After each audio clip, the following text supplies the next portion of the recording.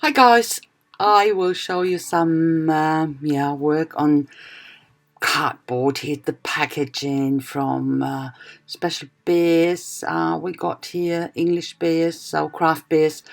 That I kept this packaging because I really liked it, and I thought, yeah, that looks great. You can do something with it. I wasn't sure what. I have it since a while now, and it's this very, very thick cardboard, so great to work with. And now Ines 4-Chord Challenge came around the corner, and I thought, yep, that's it. Ich habe dann, hallo ihr Lieben, ich habe, wie ihr seht hier, mit einer Verpackung gearbeitet, die habe ich vor langer Zeit, ich habe die mal aufbewahrt. Peter hatte sich dieses Craft Beer geholt, das englische, und ich habe einfach die Verpackung aufbewahrt, weil ich die Flaschen einfach sehr schön fand auch und habe gedacht, da kann ich bestimmt mal was mitmachen. Und als jetzt Inas neue Challenge kam für den nächsten Monat, habe ich mir gedacht, yep, perfekt. Und zwar ist das Inas 4-Chord Challenge, die sie jeden Monat macht. Ich habe alle Infos unten in dem Kasten drin und links, da könnt ihr dann schauen. Und zwar hat sie eigentlich immer diese 4 Aufgaben, und in diesem Fall war es eben eine Flasche oder eine Vase zu benutzen mit viel Textur, irgendwas zum Hängen dran, und es soll einer der Elemente des Wassers, der Elemente der Erde darstellen. In dem Fall natürlich Wasser, klar ist Bier. Ich bin jetzt nicht so der Flaschenverbastel oder Vasenbasteltyp. Das ist nicht meins. Das ist absolut nicht meins. Und da habe ich mir gedacht, nee, komm, diesen Monat machst du mal nicht mit. Aber dann habe ich mir gedacht, nee, warum nicht? Das sind Flaschen. Textur habe ich auch. Die sind relativ 3D. Und so erfülle ich auch alle 3 oder alle 4 Aufgaben. Ist vielleicht ein bisschen beschissen, aber es ist definitiv jede Aufgabe erfüllt. You know, the 4 course were about use a bottle or vase, and I'm not into this bottle or vase altering person. I'm not a crafter actually. So then I thought, look, bottle texture, something to dangle, and one of the 4 elements it should represent, and in this case beer, water, huh? Yeah. So it's not really cheating, you know. These bottles are pretty 3D, and I put some texture on too with the crackle paste you could see, and the dangling stuff will be on soon. So what is wrong with that? Nothing really. So you could see me removing some of the crackle paste with my palette knife, just that I could put the label on there in the middle. And on after the crackle paste dried, I put some gesso on top, just to make it less, so that it doesn't soak up too much of my alcohol ink here. I wanted to have it in the crackles mainly. I blend it out here with a damp on wet cloth, and I think it's quite good. It really stressed out some areas with the crackles, and I quite like that. Ich habe dann hier auf die Krakelierpaste, habt ihr gesehen, habe ich ja wieder entfernt, da wo ich die Label haben möchte, die Etiketten und so weiter.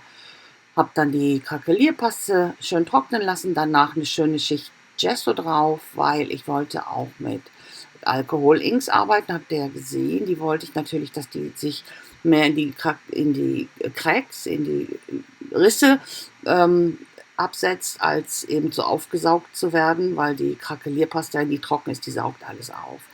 Und deswegen habe ich erst Gesso draufgepackt. Und es ist eigentlich ganz okay geworden. Ich habe das so mit einem feuchten Tuch noch mit eingearbeitet und von der Oberfläche das meiste davon wieder aufgenommen. Und arbeite ich ein bisschen mit Farbe hier und stempel hier die Etiketten. Einfach mach's ein bisschen netter hier und da. Mach noch ein bisschen Schattierungen später mit meinem Stabilo Ol in Schwarz. Einfach auch, um es noch ein bisschen plastischer zu bekommen. Ich meine, der Karton ist eh schon sehr, sehr dick und plastisch. Und aber wie gesagt, vorne auf den Labels und so eine Andeutung von einer runden Flasche halt zu bekommen. Und fange hier jetzt erst an mit meinem Pitpens. Die Inkpens, die sind eine ganze Zeit noch offen, die trocknen nicht ganz so fix. Da kann man dann nochmal mit den Fingern drüber gehen und ein bisschen verblenden. You know, I just try to get some dimension here on my bottles, even though it's a thick cardboard, but to have these round areas on the bottles. I'm working here first with my pig pens, and I don't know if you don't know, they are ink markers, and when you use them on acrylic media, for example, they are open for a while and need a few moments to dry. So as long as they're wet, you can blend them out with your fingers. So it's quite a good method to use it for shading, and that's what I do with different grays and a bit of blue for the label. And I will work then with my Stabilo and put some, or I've done that already, I don't know yet. I didn't look properly. Oh gosh, me, sorry, but I did. I can remember I did. So the one of the course was some dangling stuff, and I had this chains laying around and this metal stickers. I can't remember where I got them from actually. Might be even from Ina, but I'm not sure. So I put them on, but don't look at it too close. I will remove them later because I didn't like them. This metal stuff with my cardboard work, and I always think that's not the right thing to use. I don't know. And then the sun and a tracksuit, not a tracksuit, a swimming bottom and stuff like that. To me, it wasn't the right thing. But first of all, I take care of my card base. I will make a card out of this thing. I think it's a perfect card for a guy, who likes beer. So why not? And just a bit crisscrossing here with gesso and paint. Take it off again, then put more paint on it. Take it off again, and so on, just to get some nice background. I wasn't happy with the background. Then it was too dark, it was too light, and so on. You see me struggling here, but at the end I was okay, or I was sort of happy with it. So, ich habe dann hier erstmal den Hintergrund gemacht, weil ich wollte das Ding auf eine Karte packen. Ich denke, das ist eine perfekte Karte für einen Kerl, für so einen Bierkerl. Und das wollte ich natürlich erst den Hintergrund machen. Der wird größtenteils verdeckt. Also wollte ich jetzt nicht so einen Riesenaufwand machen. Aber irgendwie gefiel es mir, dann war es zu dunkel, dann war es zu hell, dann wieder zu dunkel. Ich habe da immer so ein bisschen drüber, Farbe ein bisschen antrocknen lassen, wieder mit dem Tuch runtergenommen und dann wieder die nächste Farbe und das gleiche. Aber ja, letztendlich habe ich dann gedacht, ein bisschen Umrandung. Textur kann nicht schaden. Und das ist hier so ein Trockenband, das ich noch über hatte. Das klebe ich an den Rand. Das gibt einfach auch so eine schöne Struktur, vor allen Dingen, wenn man gleich noch mit der Farbe drüber geht. Das gefällt mir immer ganz gut. Und wie gesagt, es hat mich ein bisschen gekostet, da nicht die richtige Farbe, aber mich zufriedenzustellen, mich selbst zufriedenzustellen. Das ist immer so mein Problem. Es ist wieder ein bisschen heller, dann gehe ich wieder ein bisschen dunkler, dann mache ich wieder ein bisschen heller. Ja, ihr werdet schon sehen, es ist furchtbar.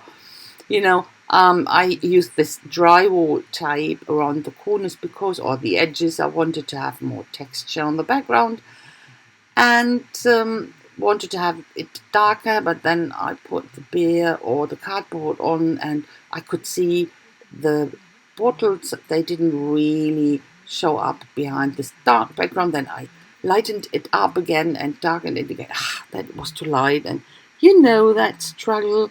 So I put more of the drywall tape on because of the bottlenecks. You can see in that area much more from the background. So I decided to put more drywall tape on it. That's what I did.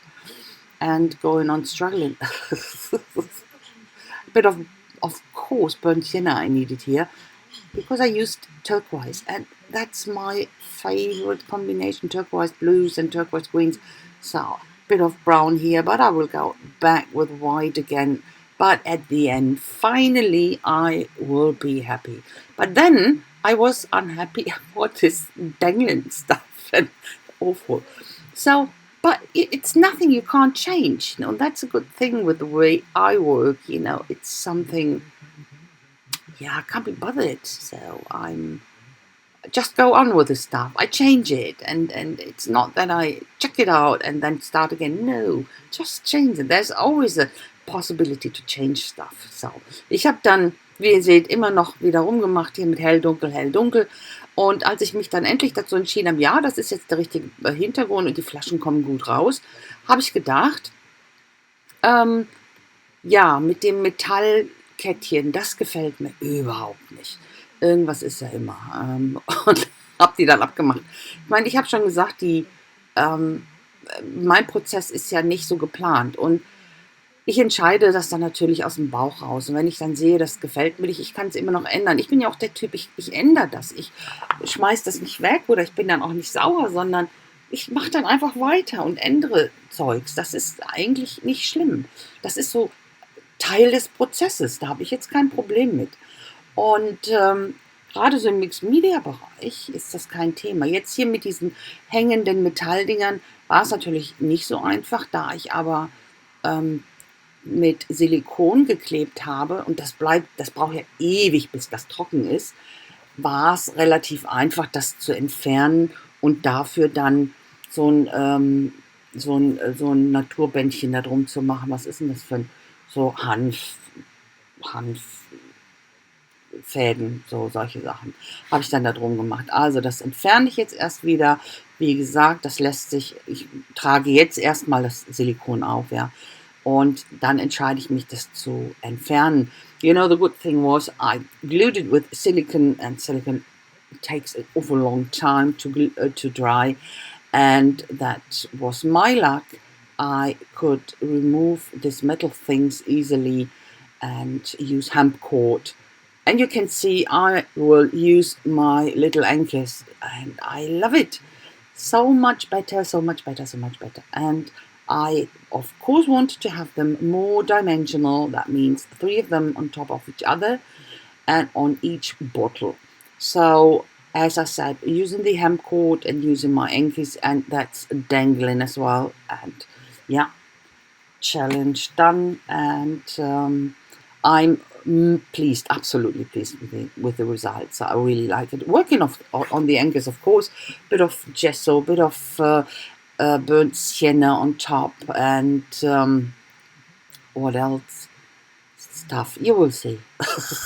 Things, brown and a darker brown, exactly. Bit of white. It was white gesso, bit of burnt sienna, and a bit of dark brown. That's it. Ihr könnt ja hier sehen. Jetzt habe ich hier die Anker noch bearbeitet. Das war ja Kraftpapier, das ich ausgestanzt hatte. Bisschen Gesso im Background, ja, im Hintergrund. Dann Burnt Sienna drauf und ein bisschen dunkles Braun. So, jetzt fummel ich alles wieder drauf. Ich habe das jetzt nicht ganz runtergepackt, weil mir reicht es ja, wenn ich hinter die Flaschenhälse komme. Und werde dann das dementsprechend draufknoten. Das zeige ich euch jetzt nicht im kompletten Detail, weil ihr wisst, wie man Knoten macht, wie man Sachen um etwas herum knotet. Das vermute ich mal ganz einfach, dass ihr das könnt. Und ihr seid so die Art vom Publikum, ihr könnt das. Und werde das bei allen 3 Flaschen so machen. Und das hat mich so viel glücklicher gemacht. Ich finde, das sieht wesentlich schöner aus. Also mir gefällt, gutes Geschmackssache, aber mir gefällt es besser. Und das ist ja mein Stück. Also, so you can see immediately it looks so much nicer. So to me, I said, it's my taste, but it's my piece. So I can do whatever I want.